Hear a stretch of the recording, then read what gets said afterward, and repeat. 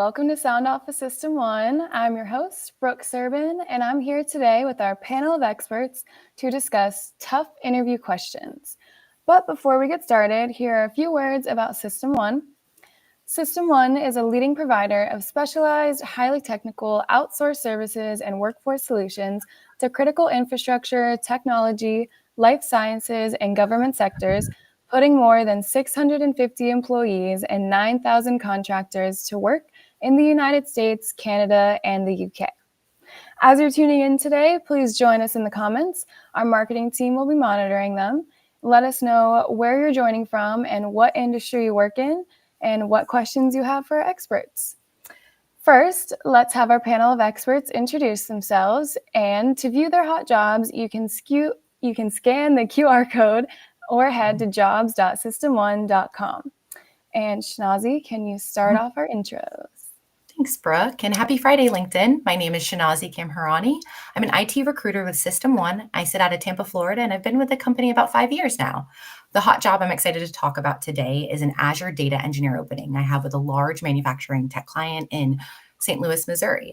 This is a long-term opportunity to modernize ERP data pipelines and enterprise analytics while working hands-on with the Azure data stack. Think Synapse, Data Factory, ADF, Power BI, Fabric. A great role for anybody who wants to drive real business impacts while working with cutting edge technology. If you're interested, please apply. I'm Erica Higginbotham, Senior Recruiter with Mountain Limited, based out of New Gloucester, Maine. Our hot job this week is for an outside plant inspector supporting one of our telecom clients in the Charleston, West Virginia area. This is an ongoing long-term W-2 contract position. We're looking for someone that has experience with outside plant construction for aerial, underground, and buried facilities. And this is supporting a fiber to the home project. I'm Kristen Hogue, and I sit on the Jolie team in the clinical recruiting space. I've been with Jolie for 4 years now, and I sit out of Savannah, Georgia. My hot job currently is going to be a clinical research coordinator in Rochester, New York, as well as Buffalo, New York. We're looking for someone who has experience in clinical research, can be on site 5 days a week, and is interested in working in a top site network in both areas. Awesome. Thank you all for being here today.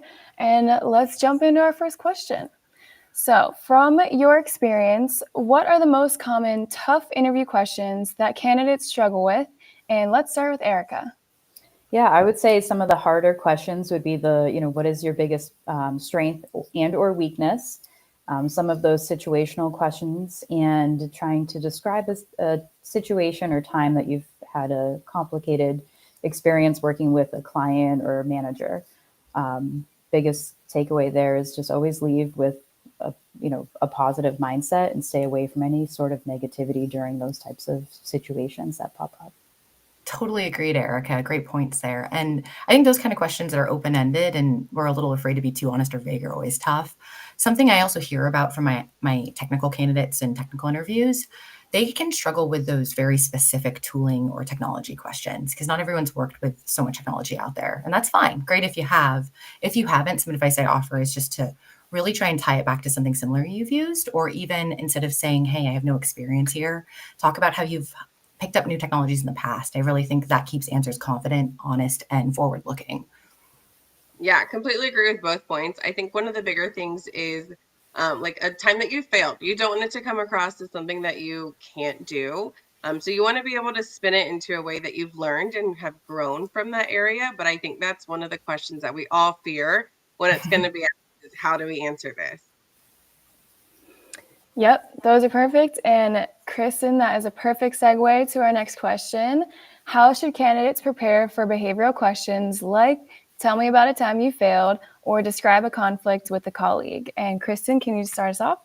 Yeah, absolutely. So I use what's called the STAR method. So that's going to be situation, task, action, and result. So it's a way for you to find something that has happened in your true career where you've run into a time where you didn't think you were working as well as you could have, or maybe there was a time that you did feel like you failed. So find that situation, figure out what was a task that you did in order to help out that situation or grow from that.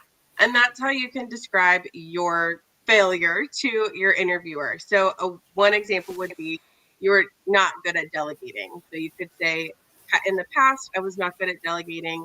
I've grown to do this, and you could go into your example from there.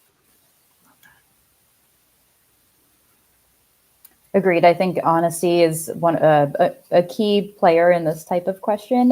Coming up with a relative story, avoiding pointing blame on anything or anyone, and just describe how you worked around that situation to overcome it.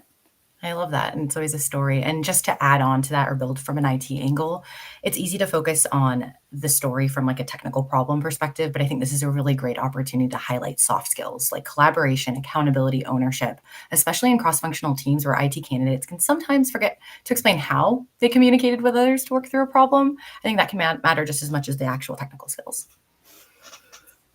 That is all perfect. STAR method, honesty, relevant examples, all great points.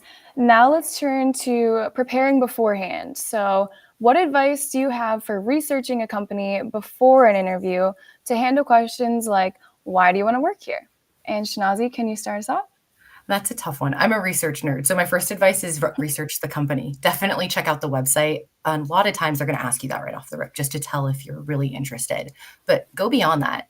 Check out their LinkedIn, recent news, any kind of interviews they've posted.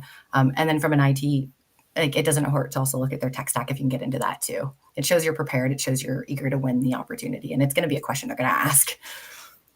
Yeah, from a clinical perspective, I always tell my clients to look at the trials or the products that have recently been launched. I think that's something that is very crucial and can help you stand out against maybe another interviewer that hasn't taken that 5-10 minutes to do that.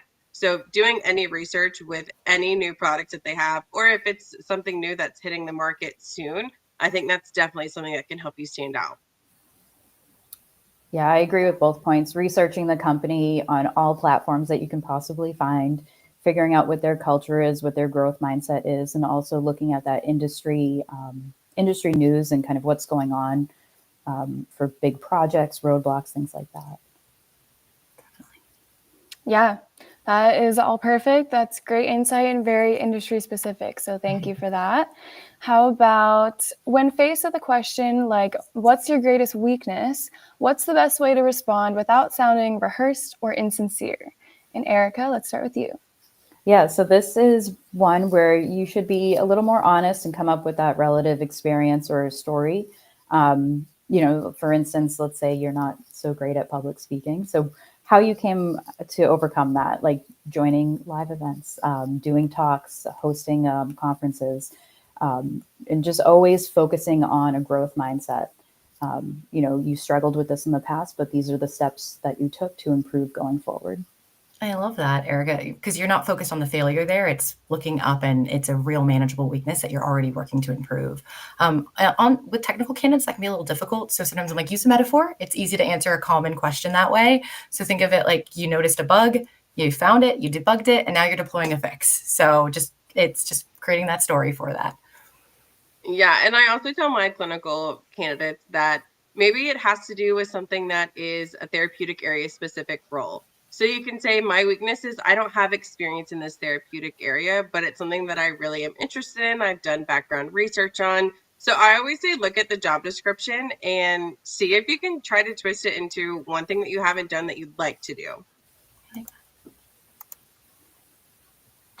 That is perfect. Now let's speak to something like confidence. So how can candidates turn a tough question like, why should we hire you over other applicants into an opportunity to showcase their unique value? And let's start with Kristen.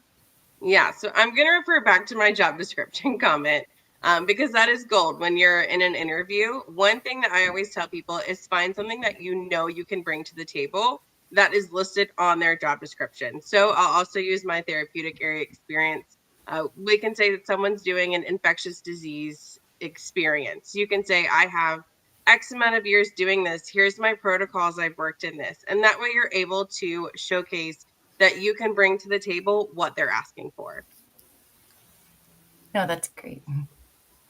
I really like that. That's a great point too. And with technology evolving in the IT space, I think it's also not just about the skills you have today, but about really how you use them to solve business problems in the future. So tying those skills to business values. I encourage candidates to translate the technical skills to business wins. And that way you're showing you're not just a fit for that position, but you're also a fit for the future challenges the company may face.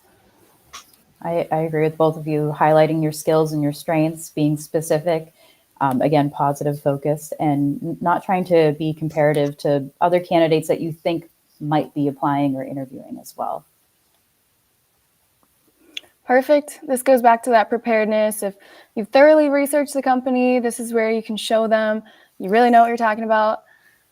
Perfect. So let's turn to what are the biggest mistakes you've seen candidates make when answering tough questions, and how can they avoid them? Let's go back to Shinazi to start this one. That's a great question. And there are a lot of different ones out there. I'm probably going to pull from Erica a bit on here, but don't try to sound perfect. That's a trap. Nobody's perfect. Everyone's human. We're all nervous. So interviewers are people too, and they want real people. So it's okay. Another trap in at least IT I see is relying too much on technical jargon. Remember, sometimes you're in a panel interview. Not everyone is going to be as technical. So practice answering those questions in a way that someone outside of your role can understand. It shows you're not just skilled in as an individual contributor, but also as a communicator. And tying any of those answers always back to the JD and the impact, like Erica said, is huge too.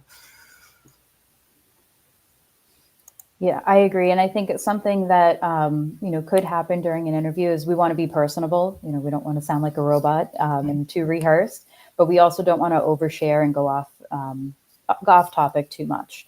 Another point would be is I think sometimes candidates might be a little vague and not being too specific in their experience. In telecom, I've worked on a lot of outside plant engineering projects.